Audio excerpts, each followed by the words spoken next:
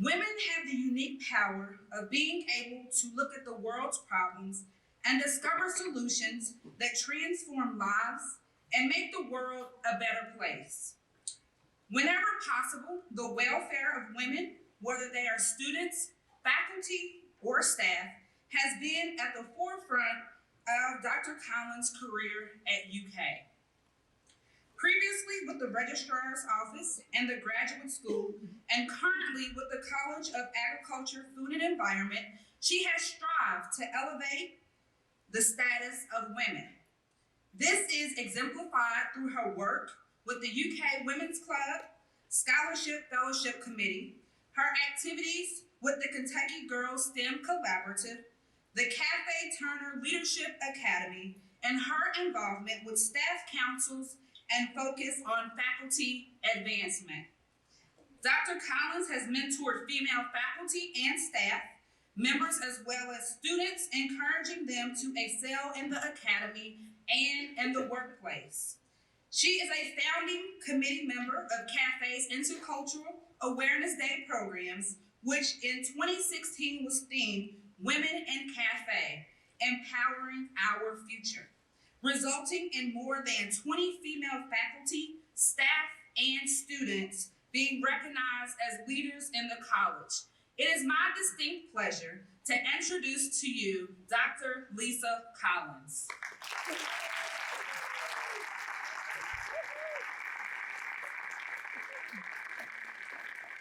I don't do public speaking, and I haven't done a PowerPoint presentation in a long time.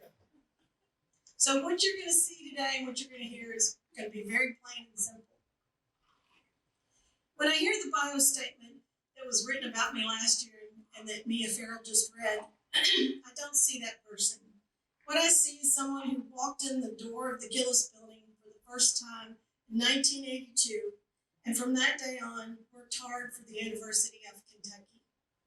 And along the way, I can only hope I helped some people succeed as students, staff, and faculty.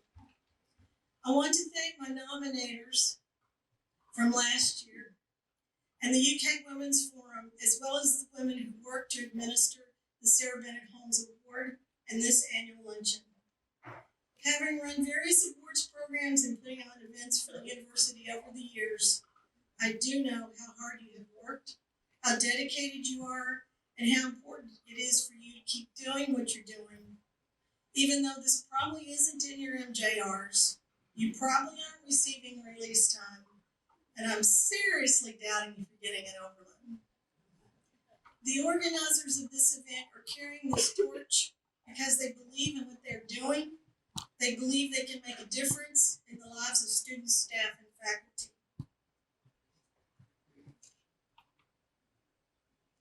Since I received the Sarah Bennett Holmes Award, I wanted to find out more about her, and you've already heard some about her today, and also there's a display over here.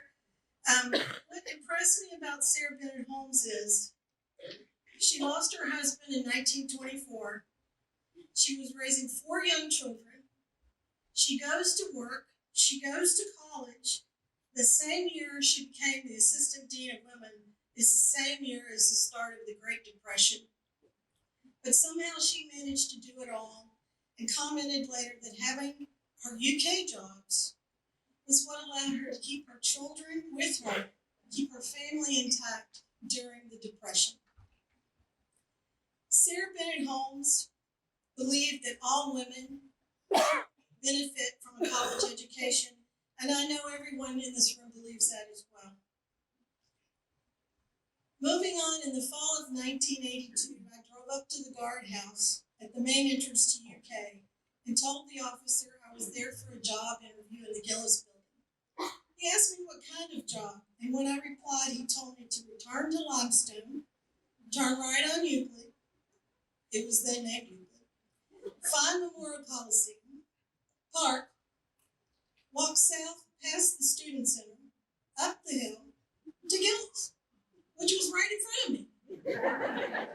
And I could see empty parking spaces. This puzzled me until after I got the job and started learning about the culture of higher education institutions. I realized realized that if I had told the officer I was applying for a faculty job or an administrative position, he would have told me to park right there at campus. This was my first encounter with how faculty are viewed differently than staff, which is well documented in academic literature. Nothing new, but certainly it was new to me. I started getting the message. My second encounter with the divide occurred several months later when I was seeing an employee counselor in Frazee Hall. In those days, employees went to Frazee Hall for counseling just like students do now. My personal life was in seriously bad disarray, and this led to health problems, which led me to Frazee Hall. I was telling the counselor about my personal problems, and you name it, I had it: financial, familial, healthcare, childcare. And one day the response from the counselor was something like this: "Oh, you think you have problems? Dr. R, a faculty member, might lose her eyesight.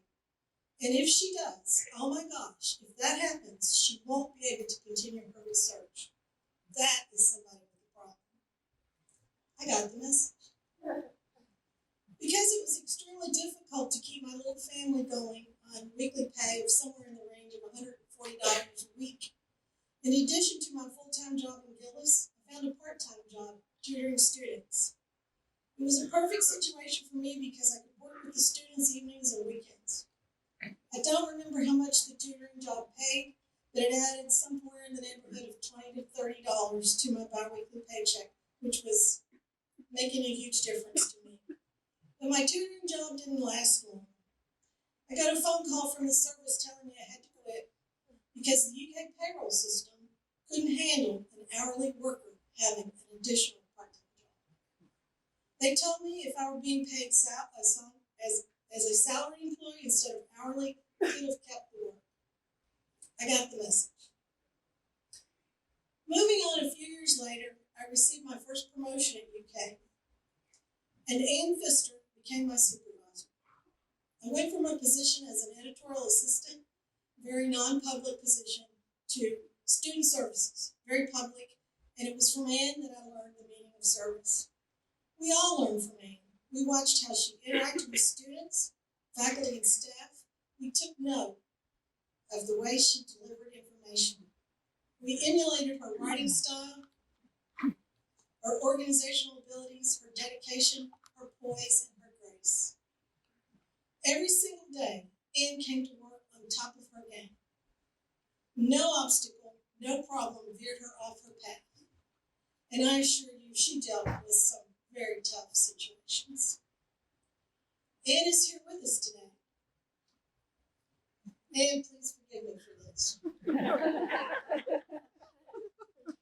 I think this might have been taken during your time you spent working in human resources. And it looks like you were giving somebody named Jeff Smith some grief because of his poor attitude.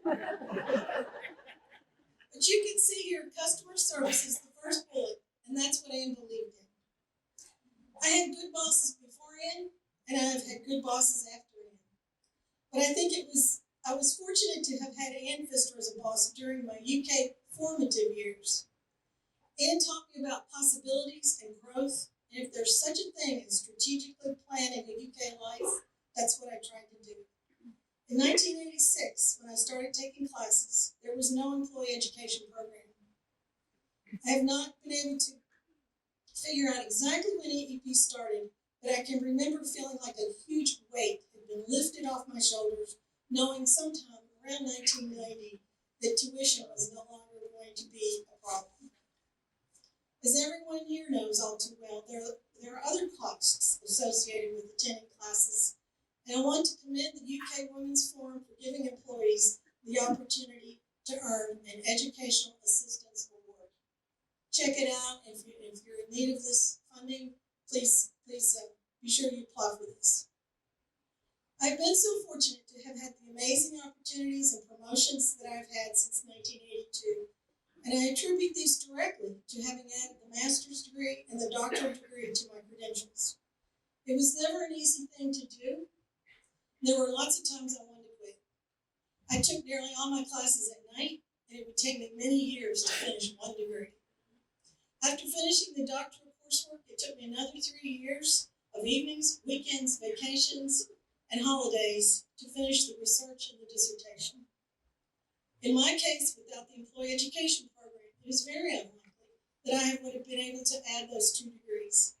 I think that is why I felt the pain of UK employees who were working to further their education when in 2018, without any public discourse of which I am aware, the General Assembly voted to change KRS 164.020.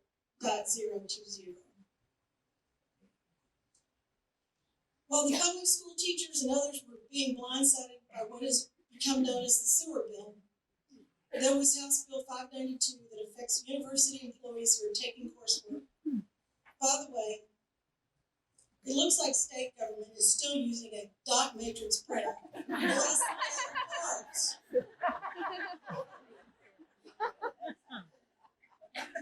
On May 1, 2018, the president issued a statement that said he believes in providing faculty and staff access to educational opportunities.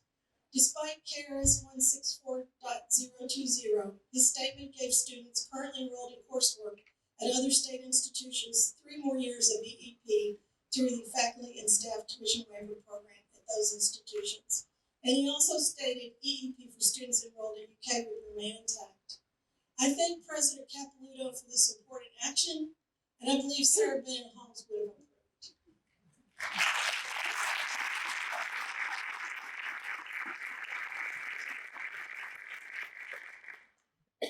On May 11th, 2018, the Lexington Herald Leader published a piece by Michael Benson, the president of Eastern Kentucky University. In this piece, Dr. Benson wrote, "Behind the awarding of every single diploma is a story of sacrifices made so that opportunities could be afforded and chances given to pursue dreams heretofore unattainable. As long as we can make American higher education still the envy of the world, affordable and accessible to all, nothing else provides the portal to more opportunity." We as university staff, I'm sad to say, get this mixed message. I understand that the benefits we receive as employees of the university come at a tremendous cost, and EEP has a lot of cost associated with it, some tangible and some intangible. What bothers me the most about the changes to KRS 164.020 is there was no discussion. There was no time for students to plan their future. It was abrupt and it hurt people. One would think that the state-supported colleges and universities would want their workforce to be as educated as possible, because for as many tangible and intangible costs associated with EEP, there are tangible and intangible benefits. This chart shows how many UK employees have engaged in EEP since 2014. This is by semester. The graduate student enrollment is on the left, and the undergraduate enrollment is on the right. According to these numbers, 998 UK employees used EEP for graduate education in the fall of 2018. 936 used it for undergraduate education. That's roughly 14% of UK's employees who were furthering their education under EEP last fall. I think UK should be proud of these numbers.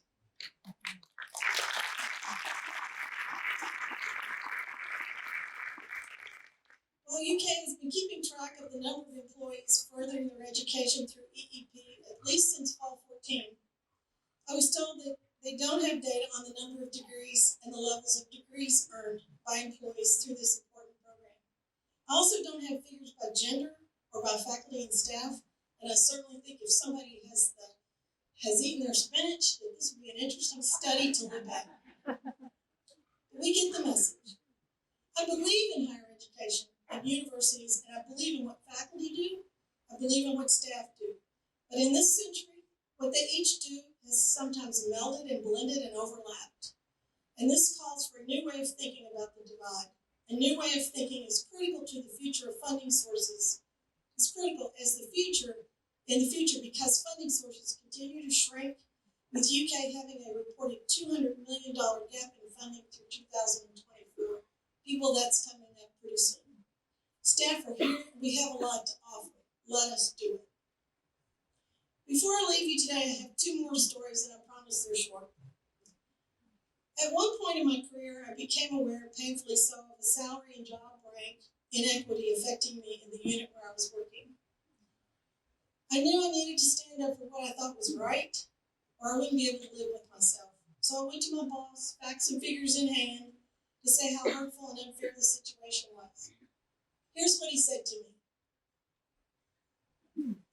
I've got no idea where this is coming from. And I still, even today, think about what he said to me, and I don't get it. I don't understand what he was thinking. It was a gobsmack for sure. I just want to say to my former and current bosses who are here today, it wasn't you.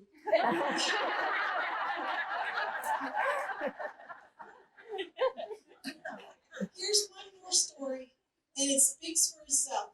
Both of these things happened on May 26, 2016. It was supposed to be in a good neighborhood, and it was not. Message received. I could tell you a lot more of these kinds of stories, but I'm out of time.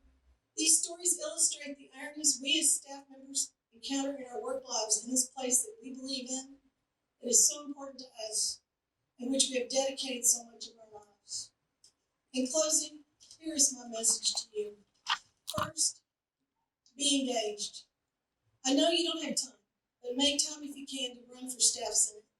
According to their Facebook page, the UK Staff Senate was created in 2002.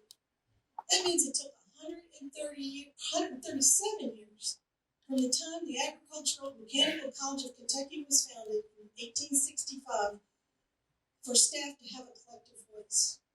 Consider running for staff representative on the Board of Trustees.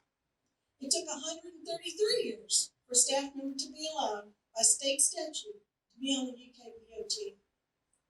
Think about joining the Women's Forum, this wonderful group that's here with us today. Think about joining the UK Women's Club. That's ukwc.org. Over the years, this volunteer organization has raised in the neighborhood of $700,000 for tuition scholarships for undergraduate students with financial need. Through an endowment, they also provide fellowships to graduate students. Sarah Bennett Holmes would have approved. Be engaged. Be part of the collective voice. Second, become as educated as you can be, whether through coursework, human resource classes, educational, professional development, anything you can do, any opportunities you have to further your education, take them. Third, if you can, find yourself an investor and learn from her. Fourth, keep a close eye on Frankfurt. The General Assembly and our governor are our elected officials. And in this information age, it would seem that what is going on in the meeting rooms at the Capitol would be apparent to the citizenry, but frighteningly, too often it is not. The situation is compounded by the Fourth Estate being grossly underfed and in distress. And lastly, I want to say, even with its sometimes messiness, UK has been a fantastic place to work and learn. I'm so thankful that someone in the Gillis building decided to give me a chance in 1982. To my colleagues in this room, I cannot tell you how rich you have made my life. Just as I have given much to UK has also given me much. From the Registrar's Office to the Graduate School to the College of Agriculture, Food and Environment, which is the last phenomenal stop on my UK journey, I have worked with amazingly talented and dedicated colleagues and made many good friends. I love all of you, and I will miss you sorely when I leave. Keep making UK better. I have one more slide. Take a look at UK's governing regulation 1E. It says that staff are a valuable resource and that we share the responsibility of attainment of the university's goals. This is a message Sarah Bennett Holmes would have believed in, and I want to believe it as well. Thank you so very much.